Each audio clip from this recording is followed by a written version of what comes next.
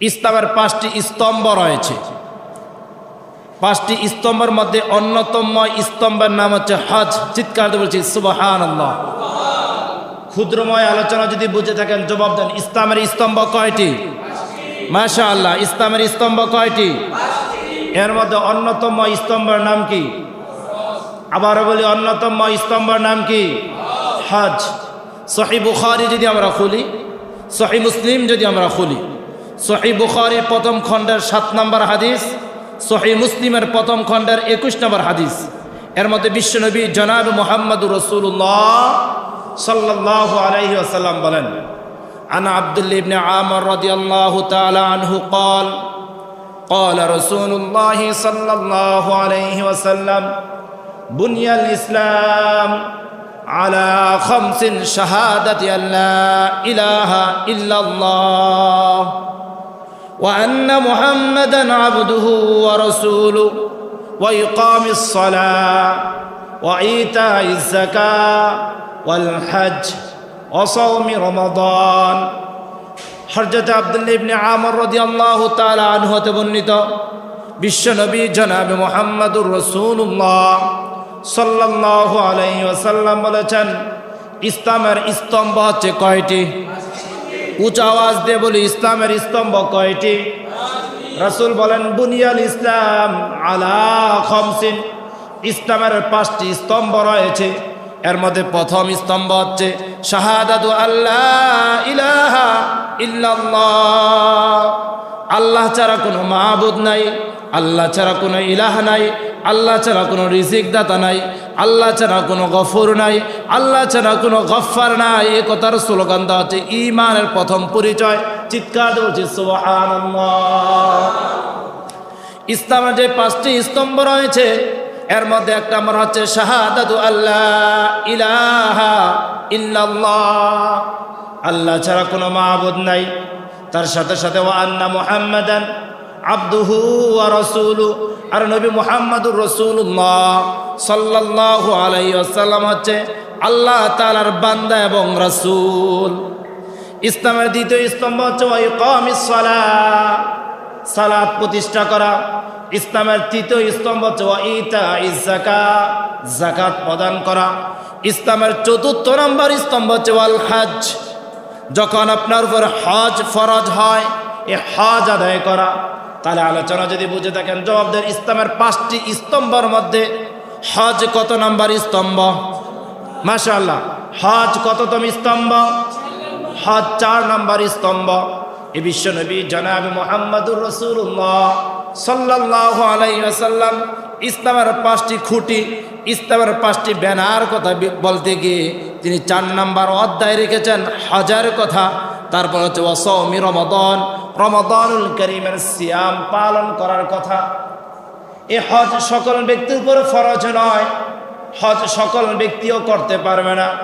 কিছু রুলস এবং রেজুলেশন রয়েছে, যে রুলসের আওতাভুক্ত আপনি হবেন, যে রেজুলেশনের মধ্যে আপনি হবেন, তখনই তাদের উপরে হজ ফরজ।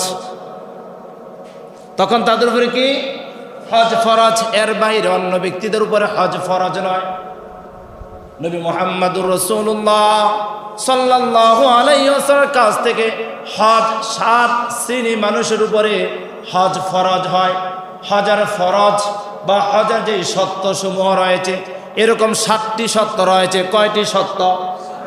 উঁচু আওয়াজে কথা বলি, কয়টি সত্য রয়েছে? আপনি কখন হজ করতে পারবেন? হজের সত্য কি? এরকম কয়টি সত্য রয়েছে? 7টি। 1 নম্বর সত্য হচ্ছে আপনি মুসলমান হওয়া। কোনো বেদিনের উপরে, কোনো কাফের, কোনো মুশরিকদের উপরে হজ ফরজ নয়। এটা সূরাতুল আলে ইমরান এর 87 নম্বর আয়াতে, 97 নম্বর আয়াতে এর মধ্যে আল্লাহ তাআলা স্পষ্ট করেছেন। তাহলে আমরা জানতে পারলাম হজের প্রথম যেই সত্য হচ্ছে সেটা হচ্ছে মুসলমান হওয়া। কোনো কাফের, কোনো মুশরিক, কোনো বেদিন, কোনো নাস্তিক যারা আল্লাহ বিশ্বাস করে না, রাসূল বিশ্বাস করে না, তাদের উপর হজ ফরজ নয়। তাহলে আমরা যারা মুসলমান হয়েছি, আল্লাহকে মানি, তাওহীদকে মানি, রিসালাতকে মানি, তাদের উপর হজ কি করা হয়েছে? জোরে কদের হজ কি করা হয়েছে? ফরজ করা হয়েছে। হজ করার জন্য দ্বিতীয় নম্বর শর্ত হচ্ছে জ্ঞান সম্পন্ন হওয়া। কি সম্পূর্ণ হওয়া? জ্ঞান সম্পূর্ণ হওয়া। অর্থাৎ আমার উপর হজ ফরজ হয়েছে, হজ করার যে ডিসিপ্লিন রয়েছে, হজ করার যে নিয়মাবর্তিতা রয়েছে, হজ করার যে রুলস রেজুলেশন রয়েছে, এগুলো সম্পর্কে আপনার বেসিক জানা থাকতে হবে, সাধারণ নলেজ থাকতে হবে। এই নলেজ যদি আপনার থাকে তাহলে আপনার উপরে হজ ফরজ বা আপনি হজ করতে পারবেন। দ্বিতীয় নাম্বার সত্য গেল। তৃতীয় নাম্বার সত্য হচ্ছে সুস্থ মস্তিষ্কের হওয়া, অর্থাৎ কোনো পাগল, মাথায় সমস্যা, এই সমস্ত ব্যক্তির উপরে হজ ফরজ নয়। যদি আপনি সুস্থ মস্তিষ্কের মানুষ হন তাহলে আপনার উপরে হজ কি? কথা বলেন, হজ কি? ফরজ। আপনি সুস্থ মস্তিষ্কের হন তাহলে আপনার উপরে হজ ফরজ, আর তার বাইরে আপনার হজ ফরজ নয়। তাহলে হজের চতুর্থ নাম্বার সত্য হচ্ছে প্রাপ্ত বয়স্ক হওয়া। কোনো নাবালেগ, কোনো শিশু, তাদের উপর হজ কি নয়? আওয়াজ দিয়ে কথা বলি, তাদের উপর হজ কি নয়? হজ ফরজ নয়। আমি ছোট রয়েছি, অত আপনার ছেলে কিংবা মেয়ে ছোট রয়েছে, বাবার সাথে হজে গেল, সফরে গেল, উমরাতে গেল, সফরে গেল, তাদের উপরে মূলত এই হজটা ফরজ হজ নয়, সে অন্য সময় হজ করতে হবে আবার। এই জন্য হজের অন্যতম চতুর্থ নাম্বার সত্য হচ্ছে কি হওয়া? প্রাপ্তবয়স্ক হওয়া, অর্থাৎ বালেগ হওয়া, একটু বুঝমান হওয়া, একটু বড়সড় হওয়া। এরকম প্রাপ্তবয়স্ক বুঝমান মানুষ হজ করতে পারবে। ছোট শিশুদের উপর হজ কি নয়? ফরজ নয়। তারপর পঞ্চম নাম্বার হজের ফরজ হচ্ছে আজাদ হওয়া, অর্থাৎ মুক্ত কিংবা স্বাধীন হওয়া। কি হওয়া? মুক্ত কিংবা স্বাধীন হওয়া। রাসূল আরবি সাল্লাল্লাহু আলাইহি ওয়াসাল্লাম যুগের প্রথম দিকে মানুষ আজাদ ছিলেন না, অর্থাৎ মুক্ত ছিলেন না, স্বাধীন ছিলেন না। তাহলে আমরা বুঝতে পারলাম, অনুধাবন করতে পারলাম, হজ ফরজ হওয়ার জন্য যে শর্তাবলী রয়েছে তার মধ্যে অন্যতম হওয়া কি? স্বাধীন হওয়া, মুক্ত হওয়া। পরাধীনতার শৃঙ্খলে যিনি থাকবে, পরাধীনতার আওতাভুক্ত যিনি থাকবে, তার উপর হজ কি নয়? ফরজ নয়। তাহলে আমরা সবাই স্বাধীন কি স্বাধীন নয়? কথা বলা নাকি আমরা পরাধীন? আমরা কি স্বাধীন কি স্বাধীন নয়? তাহলে আমরা স্বাধীন, আমাদের উপর হজ করা কি ফরজ। এটা হজের অন্যতম সত্য। হজের ষষ্ঠ নাম্বার সত্য হচ্ছে দৈহিক বা আর্থিকভাবে আপনি স্বাবলম্বী হওয়া। আপনি যদি দৈহিক বা আর্থিকভাবে স্বাবলম্বী হন তাহলে আপনার উপর হজ ফরজ। অর্থাৎ হজের টাকা বাসা থেকে যাওয়া থেকে শুরু করে মক্কা মুকাররমা পর্যন্ত, মদিনাল মুনাওয়ারা পর্যন্ত, আবার মক্কা মদিনা ঘুরে, মক্কাতুল মুকাররমা ঘুরে, মদিনাল মুনাওয়ারা ঘুরে বাড়িতে আসা পর্যন্ত, এরকম যদি অর্থবিত্তের মালিক আপনি হন, টাকা পয়সার মালিক হন, তাহলে আপনার উপর হজ কি ফরজ। একেবারে সর্বশেষ হজের যে সত্য রয়েছে সপ্তম নাম্বার, সেটা হচ্ছে হজের সময় হওয়া। হজের মাস হচ্ছে 3টি। বলেন তো হজের মাস কয়টি? জোরে বলি, হজের মাস কয়টি? জিলকদ, জিলকদ, জিলহজ, শাওয়াল, জিলকদ, জিলহজ, এই 3টি মাস। তাহলে হজের মাস কয়টি? 3টি, শাওয়াল, জিলকদ, জিলহজ। আবার বলি, হজের মাস কয়টি? উঁচা আওয়াজে, হজের মাস কয়টি? 3টি। 1 নাম্বার হচ্ছে শাওয়াল, 1 নাম্বার কি? জিলকদ, জিলহজ। এই 3 মাস হতে হবে। বিশেষ করে জিলহজ মাস অবশ্যই হতে হবে, অবশ্যই হতে হবে। এই 3 মাসের বাহিরে আপনি মক্কা মুকাররমা যদি সফর করেন তাহলে আপনার হজ আদায় হবে না। রমজানুল কারিমে যদি যান, রজব অথবা শাবান মাসে আপনি মক্কা মুকাররমা ঘুরতে যান, আপনি জিয়ারা করতে যান, তাহলে কি হজ আদায় হবে না। তাহলে কোন মাসে যেতে হবে? শাওয়াল, জিলকদ, জিলহজ। এই 3 মাসের হচ্ছে হজের মাস সমূহ। এই 3 মাসের যে কোনো সময় আপনার মক্কা মদিনাতে যেতে হবে, এবং বিশেষ করে জিলহজ মাসের যে হজের নিয়মাবর্তিতা রয়েছে, কানুনগুলো রয়েছে, সেগুলো আপনার পালন করতে হবে, তখনই আপনার হজ আদায় হবে। চিৎকার দিয়ে বলছি সুবহানাল্লাহ। তাহলে আমরা জানলাম হজের শর্ত কয়টি? হজের শর্ত কয়টি? 1 নাম্বার হচ্ছে মুসলিম হওয়া। 2 নাম্বার হচ্ছে অর্থাৎ বুঝমান হওয়া, হজ যে আপনার উপর ফরজ, এটা আপনার জানাশোনা। তারপর 3 নাম্বার হচ্ছে জ্ঞান সম্পন্ন হওয়া। 4 নাম্বার হচ্ছে প্রাপ্তবয়স্ক হওয়া। 5 নাম্বার হচ্ছে আজাদ হওয়া, অর্থাৎ মুক্ত স্বাধীন হওয়া। 6 নাম্বার হচ্ছে দৈহিক বা আর্থিকভাবে স্বাবলম্বী হওয়া। 7 নাম্বার হচ্ছে হজের মাসে হজ করতে যাওয়া। চিৎকার দিয়ে বলছি সুবহানাল্লাহ। এই আপনার যখন সত্যগুলো পূরণ হয়ে যাবে, আপনি আল্লাহ সুবহানাহু ওয়া তাআলাকে সন্তুষ্ট করার জন্য কোথায় চলে যাবেন? মক্কা আল মুকাররমায় চলে যাবেন। পৃথিবীতে আল্লাহ সুবহানাহু ওয়া তাআলা এমন একটি ঘর তৈরি করেছেন, এমন একটি ঘর তৈরি করেছেন যে ঘরের দিকে তাকালে সওয়াব, যে ঘরের পাশে গিয়ে হাঁটলে সওয়াব, যে ঘরের পাশে দাঁড়িয়ে সওয়াব, সালাত পড়লে সওয়াব। চিৎকার দিয়ে বলছি সুবহানাল্লাহ। সর্বপ্রথম আল্লাহ সুবহানাহু ওয়া তাআলা ইবাদত করার জন্য একটি ঘর নির্মাণ করেছেন। সূরা আল ইমরানের ৯৬ নম্বর আয়াতে কারিমার আল্লাহ তাআলা স্পষ্ট করেছেন। আল্লাহ তাআলা বলেন, ইন্না আউওয়ালা বাইতিন উযিয়া লিন-নাস লাল্লাযী বিবাক্কাতা মুবারাকান ওয়া হুদাল লিল আলামিন। আরো চিৎকার দিয়ে বলি, পুরুষোত্তময় কণ্ঠে বলি আল্লাহু আকবার। আল্লাহ তাআলা বলেন, ইন্না আউওয়ালা বাইতিন উযিয়া লিন-নাস, নিশ্চয়ই সর্বপ্রথম আমি একটি ঘর নির্মাণ করেছি ইবাদত করার জন্য, আমার দাসত্ব গুজার করার জন্য, আমার কাছে মাথাকে নত করার জন্য, মস্তক অবনত করার জন্য। লাল্লাযী বিবাক্কা, যেটা বাক্কাতে অবস্থিত রয়েছে। মক্কাতুল মুকাররমার নাম পূর্বে ছিল বাক্কা, এই জন্য আল্লাহ তাআলা বলছেন লাল্লাযী বিবাক্কাতা মুবারাকান ওয়া হুদাল লিল আলামিন। এটা হচ্ছে বরকতপূর্ণময় একটি ঘর, এটা হচ্ছে হেদায়েতপূর্ণ একটি ঘর। এই ঘরের কাছে গেলে আল্লাহ তাআলা হেদায়েত দিয়ে দেবে, এই ঘরের কাছে থাকলে আল্লাহ তাআলা বরকত দিয়ে পূর্ণতা করবেন। তাহলে বরকতের ঘর, হেদায়েতের মার্কাজের নাম কি? মক্কা। চিৎকার দিয়ে বলছি সুবহানাল্লাহ। আবার জানতে চাই, বরকতপূর্ণ ঘর, হেদায়েতের মার্কাজ ঘর, এই ঘরের নাম কি? পৃথিবীতে সর্বপ্রথম কোন ঘর নির্মাণ করা হয়েছে? মাশাআল্লাহ, পৃথিবীতে সর্বপ্রথম কোন ঘর নির্মাণ করা হয়েছে? মক্কাতুল মুকাররমায় কাবা ঘর নির্মাণ করা হয়েছে। আমি আবার বলছি, আল্লাহ তাআলা বলেন, ইন্না আউওয়ালা বাইতিন উযিয়া লিন-নাস লাল্লাযী বিবাক্কাতা মুবারাকান ওয়া হুদাল লিল আলামিন। মানুষের হেদায়েতের জন্য, মানুষের করুণার জন্য, মানুষের সাকিনার জন্য বরকতপূর্ণ একটি ঘর বাক্কাতে নির্মাণ করা হয়েছে। পৃথিবীর সর্বপ্রথম যে ঘর, সে ঘরের নাম কি?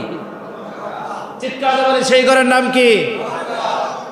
মক্কা আল মুকাররমা, কাবা আল মুশাররফা ঘিরে আল্লাহ তাআলা প্রতিদিন, প্রতি মুহূর্ত, প্রতি সেকেন্ড আল্লাহ তাআলা ১২০টি রহমত ঢেলে দেয়। চিৎকার দিয়ে বলছি সুবহানাল্লাহ। ক্ষুদ্রময় আলোচনা যদি বুঝে থাকেন জবাব দেন। কাবা ঘরকে ঘিরে আল্লাহ তাআলা কতটি রহমত প্রতিদিন নাজিল করেন? মাশাআল্লাহ। কাবা ঘরকে ঘিরে আল্লাহ তাআলা প্রতিদিন কতটি রহমত নাজিল করেন?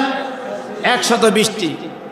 নবী মুহাম্মদুর রাসূলুল্লাহ সাল্লাল্লাহু আলাইহি ওয়াসাল্লাম বলেন, যে ব্যক্তি কাবা ঘর তাওয়াফ করবে, যে ব্যক্তি কাবা ঘর তাওয়াফ করবে আর ঘুরবে, বলবে লাব্বাইক আল্লাহুম্মা লাব্বাইক লাব্বাইক লা শারীকা লাক লাব্বাইক ইন্নাল হামদা ওয়ান নি'মাতা লাকা ওয়াল মুলক লা শারীকা লাক। বলছি আল্লাহু আকবার।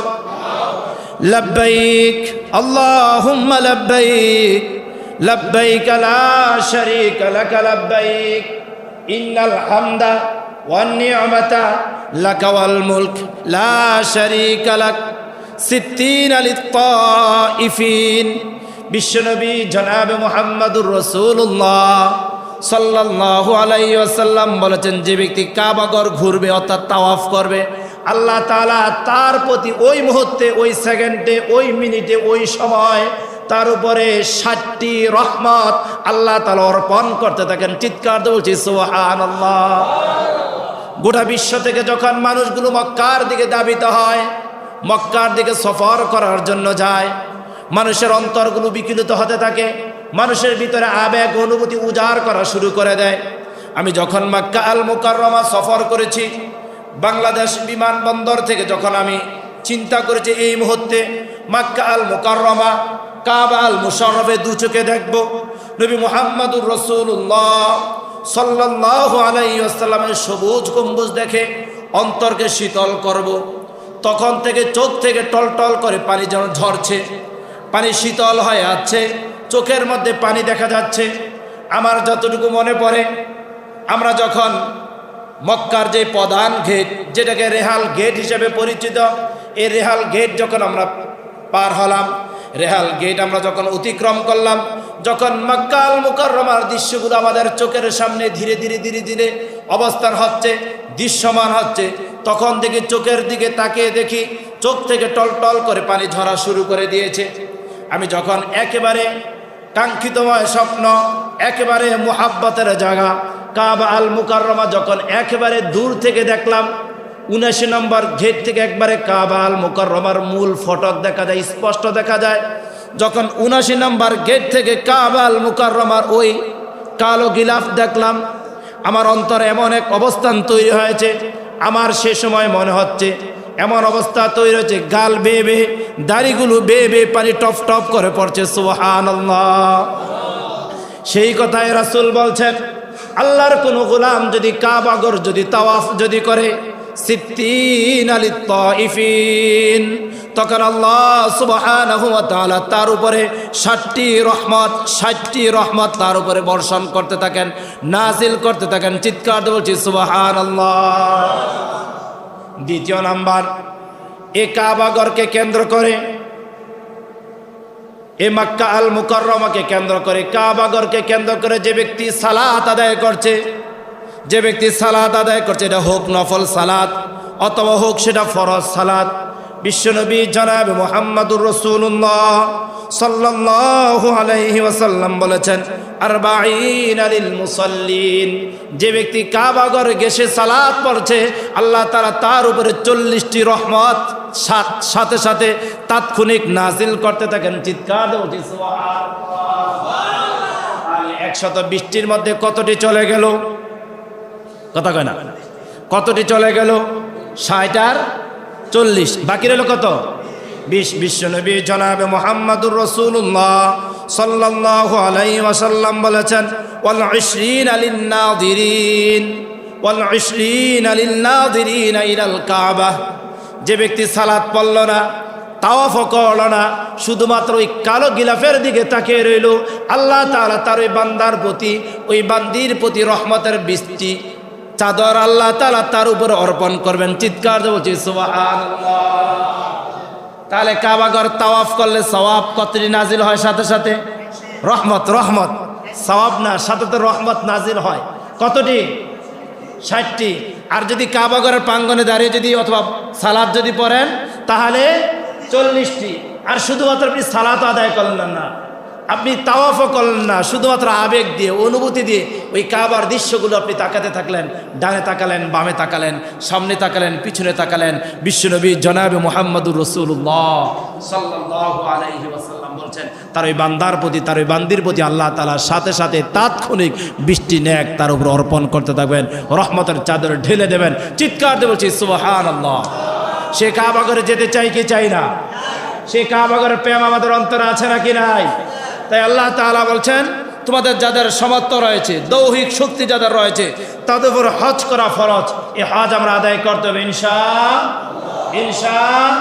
আল্লাহ তাআলার কাছে আমরা আরজ করি, আল্লাহ আমাদেরকে তখন তুমি মৃত্যু দিও না যতক্ষণ না পর্যন্ত তোমার ঘর ওই কাবার কালো গিলাফ না দেখার সুযোগ হয়। বলছে আল্লাহুম্মা আমিন। আল্লাহ তাআলা তখন তুমি আমাকে মৃত্যুর জন্য ডাক দিও না যতক্ষণ না পর্যন্ত তোমার রাসূলের ওই সবুজ গম্বুজ আমি না দেখি। চিৎকার দিয়ে বলছি সুবহানাল্লাহ। রাসূলের সবুজের গম্বুজ দেখতে মনে চাই কি চাই না? লিল্লাহি তাকবীর, লিল্লাহি তাকবীর। কাবার গিলাফ দেখতে মনে চাই কি চাই না? আল্লাহ তাআলা আমাদের সবাইকে ওই কাবার গিলাফ দেখার, ওই রাসূল আরবি সাল্লাল্লাহু আলাইহি ওয়াসাল্লাম সবুজ গম্বুজ দেখে আমাদের অন্তরকে শীতল করার তৌফিক দান করুক। বলছে আল্লাহুম্মা আমিন।